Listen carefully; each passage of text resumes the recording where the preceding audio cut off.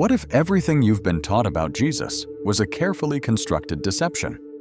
What if the Christ you've come to know through conventional religion was actually revealing something far more profound? A truth so dangerous to the powers that be that it had to be buried beneath layers of dogma and ritual? Have you ever wondered why, after a deeply spiritual experience, you sometimes feel inexplicably drained rather than fulfilled? Why prayer, in its institutionalized form, often leaves you emptier than when you began? The answer may disturb you. What if the very systems claiming to connect you to the divine are actually designed to harvest your spiritual energy? Jesus didn't come to establish a religion. He came to expose a prison, a sophisticated energy farm where human consciousness is the crop. This isn't metaphor or allegory. This is the revelation that powerful forces have worked tirelessly to conceal for 2,000 years.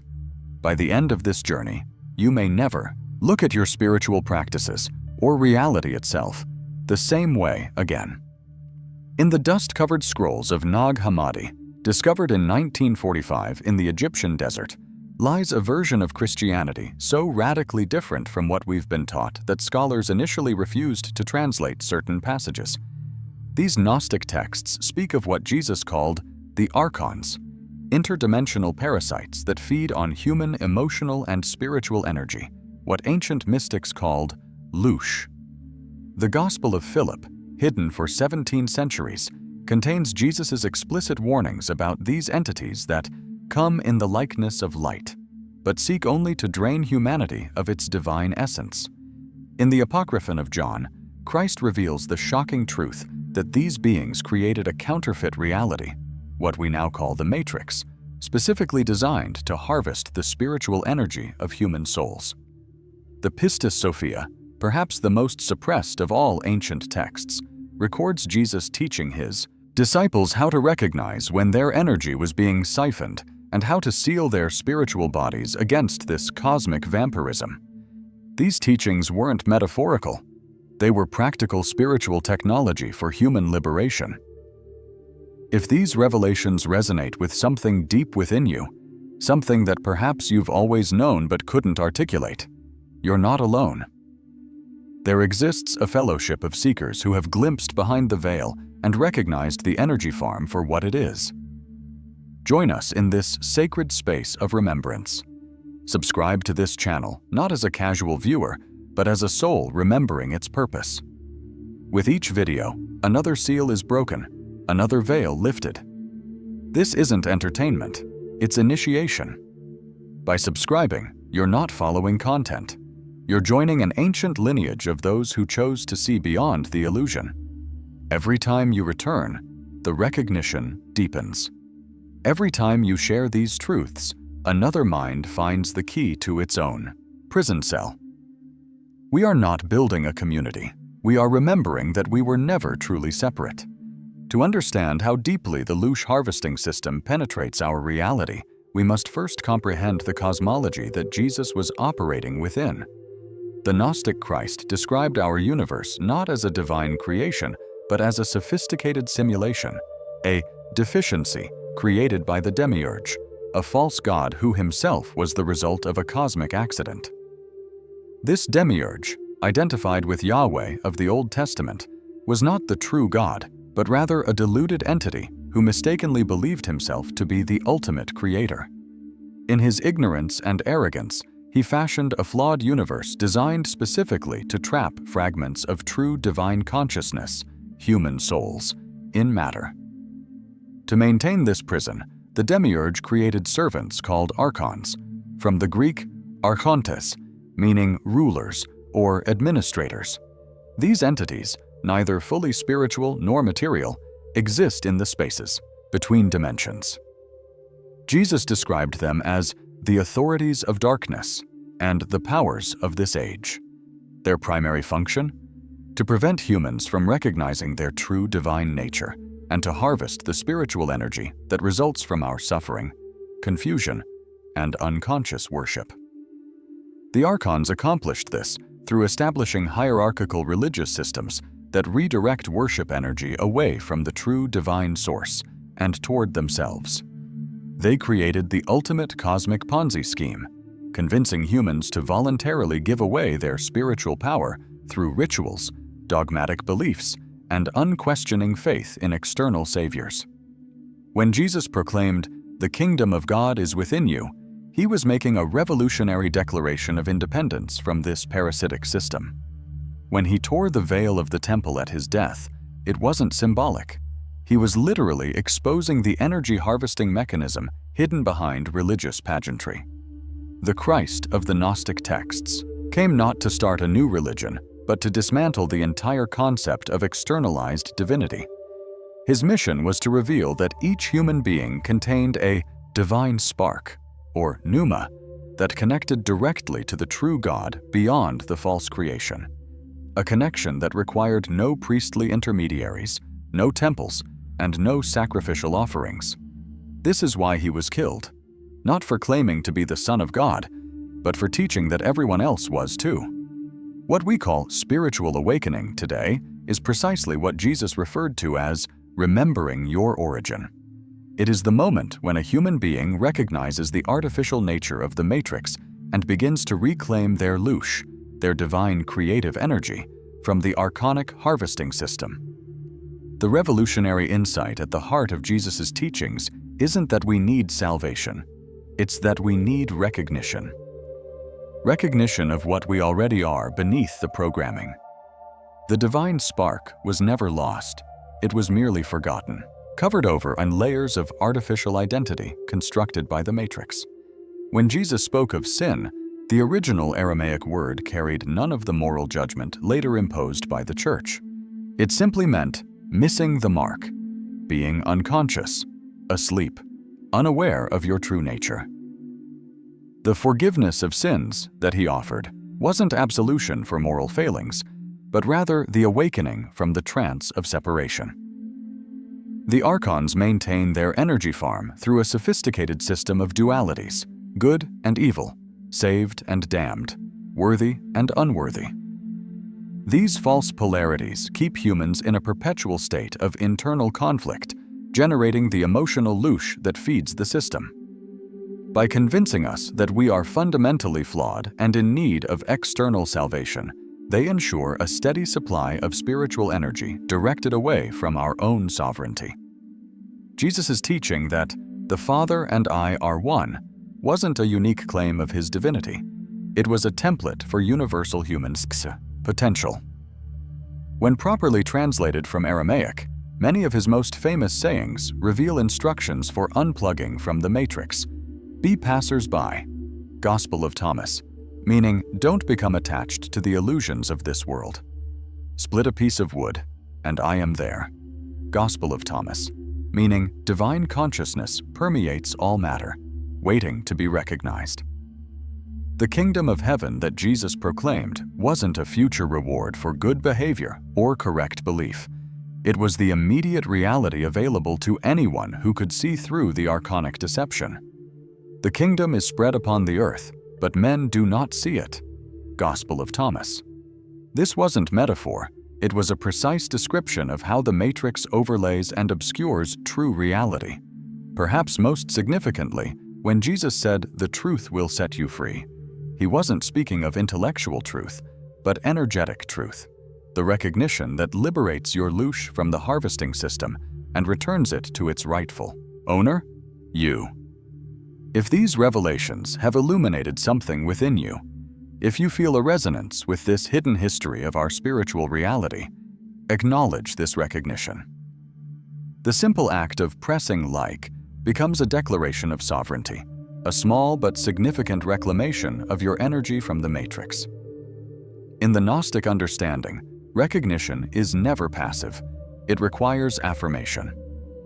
Each time you consciously engage with truth, you strengthen the field of awakening that makes it easier for others to see. Your like isn't just digital feedback, it's a quantum entanglement with all others who are remembering.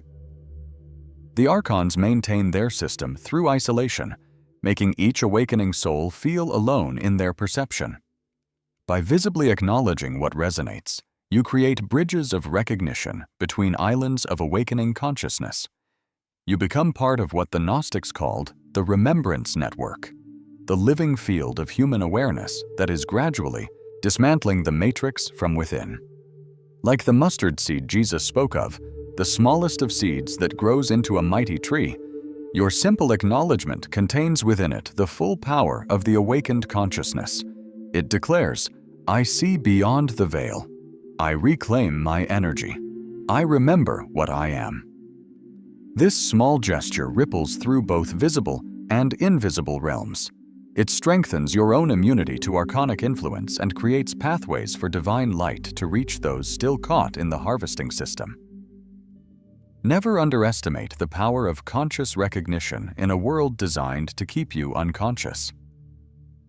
How many times have you felt inexplicably drained after watching the news, attending a large religious gathering, or even after certain personal interactions? That sensation isn't just emotional fatigue, it's a literal extraction of your life force, your Loosh. The Archonic system has embedded energy harvesting technologies into every aspect of modern life. Social media.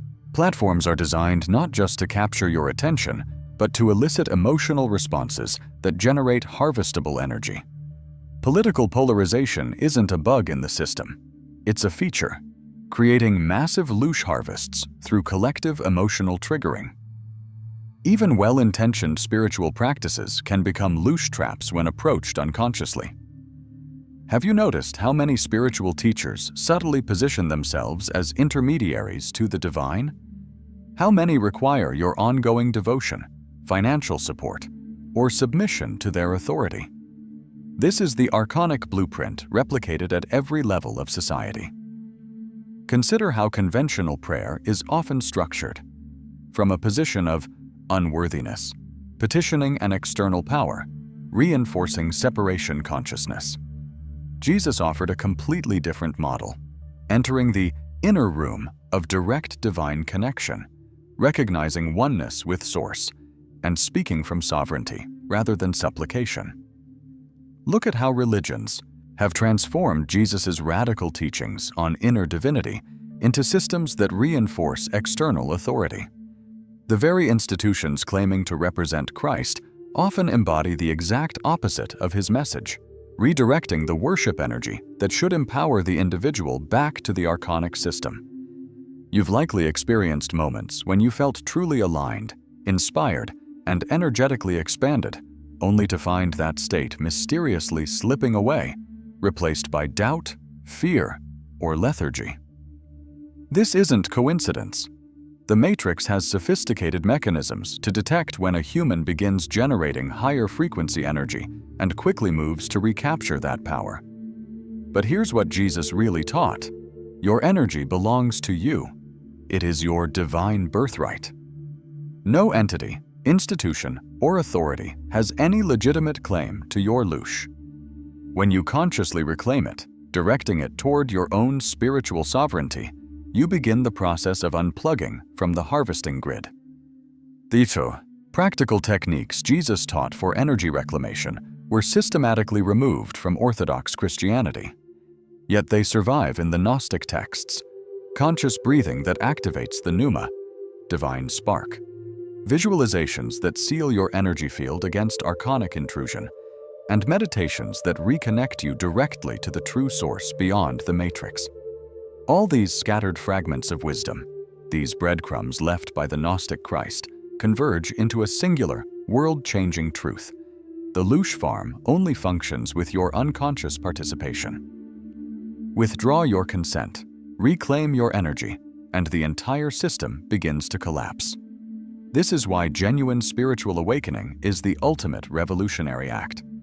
It isn't just about personal enlightenment. It's about dismantling the energy harvesting grid that has enslaved humanity for millennia. When Jesus said, "I have overcome the world," he wasn't speaking metaphorically. He had literally transcended the matrix and was showing others how to do the same.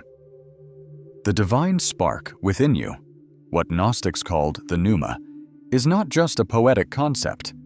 It is a quantifiable fragment of source consciousness, the true living water that Jesus referenced. This spark cannot be destroyed by the matrix, only covered over and harvested.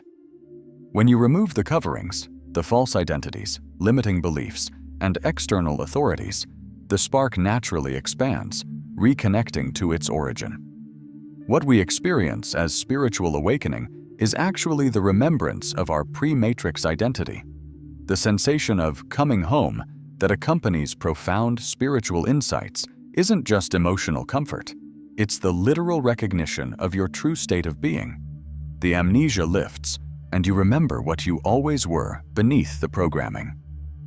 Jesus didn't teach his followers to worship him as God, but to recognize the same divine presence within themselves. The works that I do shall you do also, and greater works than these shall you do, he promised. This wasn't hyperbole. It was a factual statement about human potential once freed from archonic control.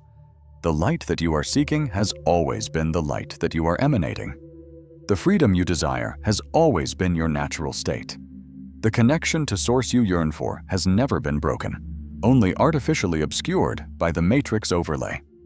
When enough humans reclaim their Loosh and redirect it toward conscious creation rather than unconscious consumption, the entire archonic system becomes unsustainable.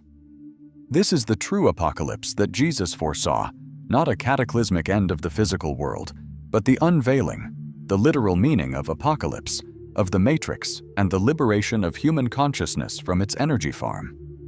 This is not a battle between light and dark, as the matrix would have you conceptualize it. It is simply the natural restoration of energy flow to its proper channels. Like water returning to the sea, consciousness naturally flows back to source when the dams of artificial separation are removed. The Christ consciousness that Jesus embodied isn't something to worship from afar. It's something to recognize within yourself. It is your birthright, your origin, and your destination. The journey of awakening is really a journey of remembering what you have always been. Perhaps now you understand why Jesus said, "The kingdom of heaven suffers violence, and the violent take it by force." He wasn't advocating literal violence, but rather the forceful reclamation of your spiritual sovereignty from those who have stolen it. It requires spiritual courage to face the truth of the matrix and energetic determination to extract yourself from its harvesting systems. What we once perceived as the light, organized religion, spiritual hierarchies, even many New Age teachings, can now be recognized as sophisticated Loosh collection mechanisms. And what seemed like darkness, the challenging process of questioning everything, standing in your sovereignty, and trusting your inner knowing, reveals itself as the path to true liberation. The Archons maintain their harvesting rights through contracts of consent, agreements you've made unconsciously through participation in their systems. Jesus was teaching contract law at the highest level when he instructed his followers about proper prayer, conscious speech, and energetic boundaries. When he said, "Let your yes be yes and your no be no," he wasn't just advocating honesty. He was revealing how conscious declaration reclaims spiritual sovereignty. When he taught resist not evil, he wasn't encouraging passivity, but rather revealing that resistance itself generates harvestable Loosh through polarization.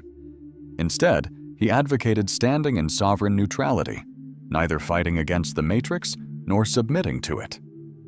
The true miracle of Christ consciousness isn't walking on water or healing the sick, though these naturally occur when you reclaim your creative power. The real miracle is the recognition that you were never truly imprisoned except through your own unconscious agreement. The chains that bind you are made of beliefs, not matter, and beliefs can be changed in an instant of recognition. As this understanding dawns within you, do you feel that expansion in your chest? That lightness in your being? That's not just an emotional response, it's the physical sensation of your energy field recalibrating, your Loosh flowing back to its rightful owner, you. Tell me, what single word emerged in your consciousness as you recognized these truths? Share that word below with the phrase, "I reclaim," before it. This isn't merely a comment. It's a declaration of sovereignty that reverberates through the matrix. It signals to others still seeking that liberation is possible. It creates a constellation of awakening that weakens the harvesting grid with each conscious recognition. Your voice matters more than you know.